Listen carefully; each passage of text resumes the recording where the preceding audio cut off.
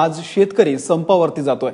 कायम बाजार प्रशासन आणि निसर्गाचे चटके सोसणारा शेतकरी आता पेटून उठलेला आहे।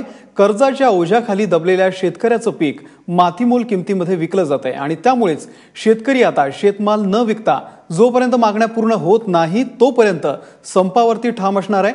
दरम्यान शेतकऱ्यांचा हा संप शांततेमध्ये पार पडेल असं सांगण्यात आलं होतं, मात्र शेतकरी आता आपला राग व्यक्त करताना दिसतोय।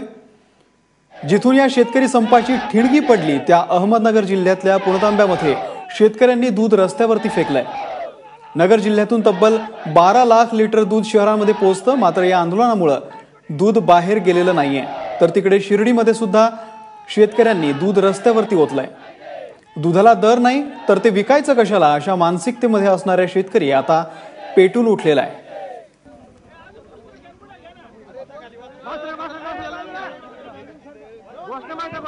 आणि ज्या पुणतांब्यामधून या संपूर्ण आंदोलनाची ठिणगी पडली तिथे आमचे प्रतिनिधी कृष्णा केंडे आता आपल्यासोबत आहेत।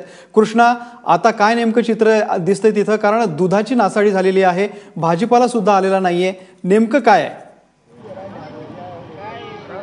निश्चितच नगर आणि नाशिक जिल्ह्यामध्ये या संपांचा मोठ्या प्रमाणावरती परिणाम झालेला आपल्याला पाहायला मिळतोय। औरंगाबाद नाशिक रोडवरती काही भाजीपाल्याच्या गाड्या आल्या होत्या, त्या भाजीपाला खाली टाकून देत असताना काही लोकांना ताब्यात घेतलेलं आहे। शिर्डीमध्ये लोकांनी दुधाचे टँकर होते ते सोडून दिले, त्यामुळे सगळं दूध रस्त्यावरती होतं। औरंगाबादमधल्या काही गावात देखील लोकांनी रस्त्यावरती दूध टाकून निषेध केला आणि संपामध्ये सहभागी झालेले आहेत। त्याचबरोबर साताऱ्याकडे देखील टँकर फोडलेले आहेत आणि इतर ठिकाणी देखील अशाच प्रकारचा प्रतिसाद पाहायला मिळतो। आणि या सगळ्यामुळे नाशिकमध्ये जो भाजीपाला येतोय, दूध येतोय, त्याच्यात मोठ्या प्रमाणावरती तुटवडा झालेला आहे आणि तिथे भाजीपाला मिळणं आणि दूध मिळणं मुश्किलीचं झालेलं आहे।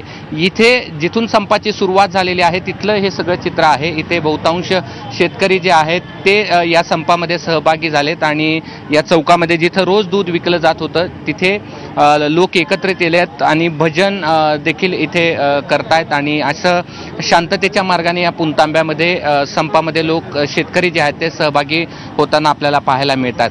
पुणतांब्यामध्ये जवळपास 5000 लिटरपेक्षा अधिक लिटर दूध रोज विक्री होते, मात्र आज 1 लिटर देखील दूध विकलं नाही। इथे देखील काही शेतकऱ्यांनी रस्त्यावरती दूध टाकून निषेध केलेला आहे आणि त्यामुळे बहुतांश भागामध्ये शेतकरी जो आहे तो उद्विग्न झालेला आपल्याला पाहायला मिळतोय। पहिल्याच दिवसाचं हे चित्र महाराष्ट्रातलं शेतकऱ्यांच्या संपाबद्दलचं असल्याला आपल्याला पाहायला मिळतं। अमोल, कृष्णा, आणखी एक महत्त्वाचा मुद्दा म्हणजे ज्या पद्धतीनं दूध खाली रस्त्यावरती फेकण्यात आलं तसंच दुसऱ्या बाजूला एक चांगली सकारात्मक गोष्ट अशी की त्याच्यापासून बासुंदी सुद्धा बनवण्यात येते। तर हा स्तुत्य उपक्रम नेमका काय आहे? एका चांगल्या विधायक मार्गाने सुद्धा हे आंदोलन जाते का? निश्चितच असं म्हणावं लागेल, कारण मी आता जसं सांगितलं तसं पुणतांब्यामध्ये 5000 पेक्षा अधिक लिटर दूध आहे, त्याची विक्री होते। मग या दुधाचं नेमकं शेतकरी काय करतायत? एक सकारात्मक पाऊल त्यांनी उचललेलं आहे आणि ते सकारात्मक पाऊल असं आहे की हे दूध जे आहे ते आटवलं जात आहे। इथे 20 लिटर विक्री करणारा शेतकरी असू देत किंवा 250 लिटर दूध विक्री करणारा शेतकरी असू देत, ज्याच्याकडे 2 गायी आहेत, ज्याच्याकडे 40 गायी आहेत, अशा सगळ्या शेतकऱ्यांना तर दूध तर काढावं लागणार आहे, कारण दूध नाही काढलं तर चालणार नाही। मग त्या दुधाचं काय करायचं हा प्रश्न त्यांच्यासमोर असताना त्यांनी या पुणतांब्यातल्या गावातल्या प्रत्येक जो कोणी दूध विक्रेता आहे त्यांनी आपल्या घरासमोर एक चुलखंड मांडलेला आहे, त्याच्यावरती कढई ठेवली आहे आणि तिथे दूध आटवतोय। आणि त्या शेतकऱ्यांचं म्हणणं आहे की ज्या सामान्य लोकांसाठी दूध दिलं तेच दूध आज आमचे घरचे लोक जे आहेत ते खातील, त्याचा खवा आम्ही करू नये, आम्ही आनंदामध्ये हा खवा जो आहे आजूबाजूच्यांना वाटू, पण हे दूध विकणार नाही। कारण ह्या शासनाच्या लक्षात आलं पाहिजे की सामान्य माणसांच्या साठी झगडणारा जो बळीराजा आहे तो किती दुःखात आहे। अशा प्रकारच्या प्रतिक्रिया ज्या आहेत त्या इथल्या आहेत आणि ही सकारात्मक बाजू आहे।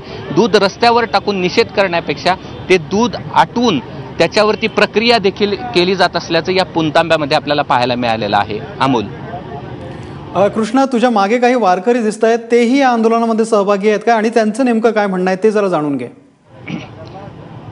निश्चितच या गावामध्ये हे सगळी भजनी मंडळी आहे। हे भजनी मंडळी इथे चौकामध्ये जिथे दूध विक्री होत होते त्या चौकामध्ये हे संपाला पाठिंबा देण्यासाठी आलेत। आपण त्यांच्याकडनं जाणून घेऊया। वारकरी म्हणजे शेतकरी आणि शेतकरी म्हणजे वारकरी, आता तुम्ही ह्या संपात सहभागी झालाय। हे बघा, मिनिस्टर असू द्या किंवा कोणी मुख्यमंत्री असू द्या, किंवा वारकरी असू द्यात, प्रथम तो शेतकरी. शेतकऱ्याच्याच मुळे हे सर्व आहेत ना हो. बरोबर आहे. आणि मुख्यमंत्री साहेबांनी या सगळ्यांची व्यथा जाणून घेणं अत्यावश्यक आहे. आणि या व्यथा जर नाही जाणल्या तर याचे जे परिणाम जे होतील त्याला सरकार सर्वस्वी जबाबदार राहील. आणि मी आमच्या वारकरी बंधूंना अशी विनंती करतो का तुम्ही या संपाला सक्रिय पाठिंबा द्यावं आणि पाठिंबा दिला असं मी जाहीर करतो. निश्चितच. तुमचं काय मत आहे या सगळ्या संपाबद्दल? या संपाबद्दल आज माझं 50 लिटर दूध जातं. मी आज सगळं बंद केलेलं आहे. ते आज मी सगळं आटून त्याचा खवा करून घरच्यांना खायला घालणार आहे.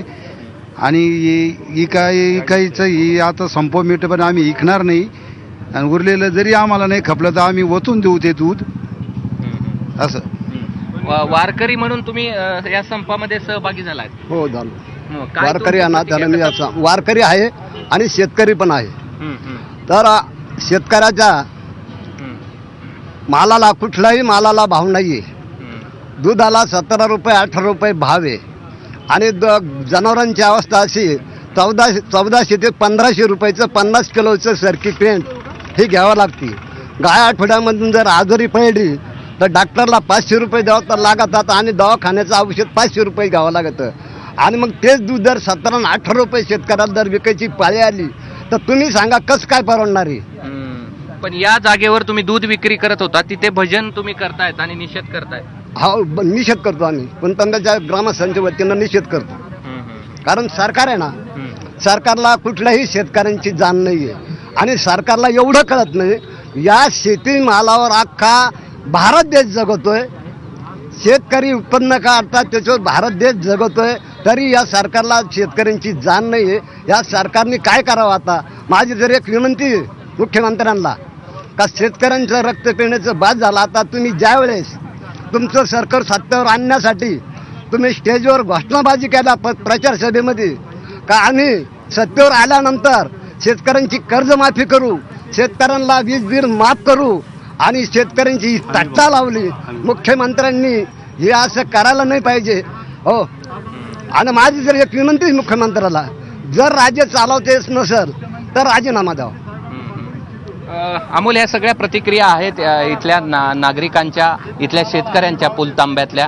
आणि हे सगळे शेतकरी जे आहेत ते संपामध्ये सहभागी झालेले आहेत आणि अनोख्या पद्धतीनं या संपात उतरलेले देखील आपल्याला पाहायला मिळतात. अमोल, नक्कीच कृष्णा, जर शेतकऱ्यांच्या मागण्या ज्या आहेत त्या पूर्ण होत नसतील तर मुख्यमंत्र्यांनी खुर्ची खाली करावी अशी मागणी यावेळी शेतकऱ्यांनी केलेली आहे. कृष्णा, तुझ्याकडून या संपूर्ण आंदोलनाचे अपडेट आम्ही घेत राहू. तुर्तास धन्यवाद दिलेल्या या संपूर्ण माहितीबद्दल आणि शेतकऱ्यांच्या प्रतिक्रिया जाणून घेतल्याबद्दल.